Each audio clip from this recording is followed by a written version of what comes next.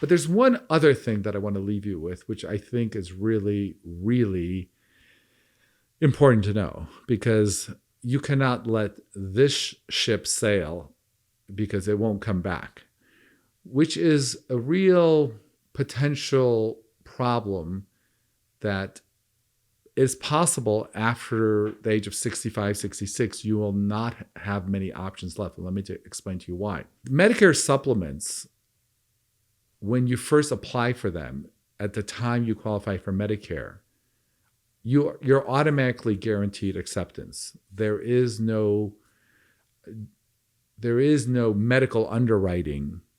So if you're super sick, it doesn't matter. You pay a certain premium. They can't reject you. The premiums are predetermined, and you're fine. The problem is that's only within the first 6 months of you picking your Medicare, original Medicare.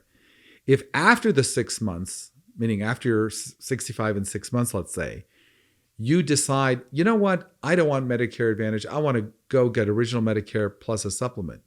What people don't know is that they will actually have to go through medical underwriting and qualify to get a Medicare supplement. And if something's happened to you while you were in Medicare Advantage, you were sick to begin with when you started Medicare, you could potentially be denied a Medicare supplement. So there are people who have Medicare Advantage who now want to switch to a supplement that they simply get rejected. So you can't actually purchase it.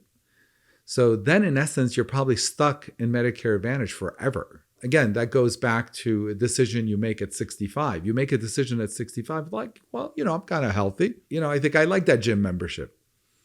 But when you're 70 and you're not so healthy, let's say, then it may be difficult to get a Medicare supplement. It may be difficult to go back to original Medicare, meaning if you want the supplement with it.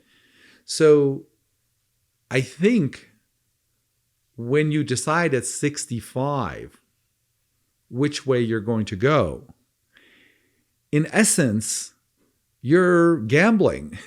You're saying, I'll be fine with this when I'm 75, and I'll be fine with this when I'm 85. Because if you're not,